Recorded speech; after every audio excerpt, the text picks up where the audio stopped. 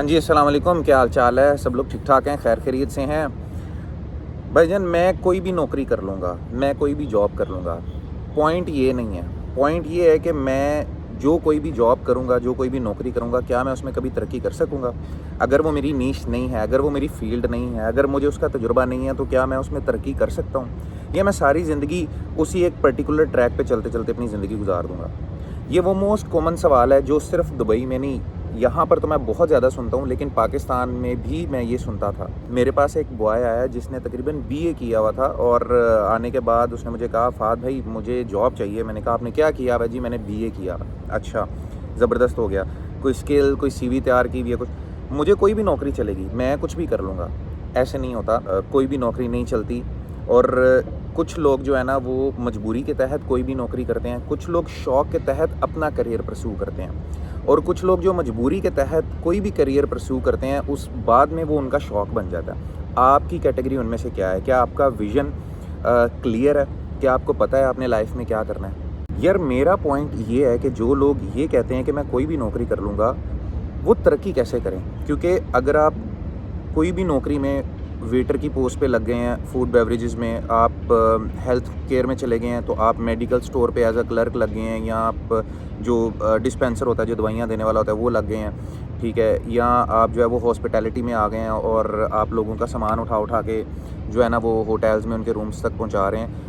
So the point is कि आपने कोई भी नौकरी तो कर ली, बट उसमें आपने तरक्की कैसे करनी है? देखें, एक चीज़ समझें, हर फील्ड में तरक्की की गुंजाइश मौजूद होती है। ये डिपेंड करता है आपके ऊपर कि आइदर वो आप मजबूरी से कर रहे हैं या शौक़ से कर रहे हैं। और कुछ लोग जो मजबूरी को अपना शौक़ बना लेते हैं ना, वो फिर उसके अंदर ना रुकते नहीं हैं। मैं आपको एक एग्जांपल देता हूँ। अगर आपको कहीं पे भी वेटर की जॉब मिल गई है, ठीक है, और आपको एक बड़ी बेसिक सा पॉइंट मैं आपको बताने लगा हूँ, जिससे मेरे ख्याल में आपको क्लियर हो जाएगा कि मैं बात क्या करना चाह रहा हूँ। अगर आपको वेटर की जॉब मिल गई है, ठीक है, मोस्ट ऑफ द लोग क्या करते हैं, वो चाय, पानी, खाना सर्व करने में लगे रहते हैं या टेबल साफ़ करने में लगे रहते हैं, और अपने इर्द-गिर्द के लोगों के साथ हल्ला-गुल्ला, जुगतबाज़ी, वही जो एक पर्टिकुलर कम्युनिटी बनी हुई है उसके अंदर लगे रहते हैं। ना कभी वो अपनी सीवी के ऊपर काम करते हैं, ठीक है, कि चाहे छोटे से छोटे रेस्टोरेंट में मैंने काम क्यों ना किया हो, बट मेरी कोई सीवी होनी चाहिए, क्योंकि ऑब्वियसली बैक एंड पे तालीम नहीं होती। I can understand that, but बहुत सारे लोग ऐसे भी ये वीडियो देखेंगे जो इतने मैच्योर हैं, जिनको पता है कि मैं क्या बात कर रहा हूँ।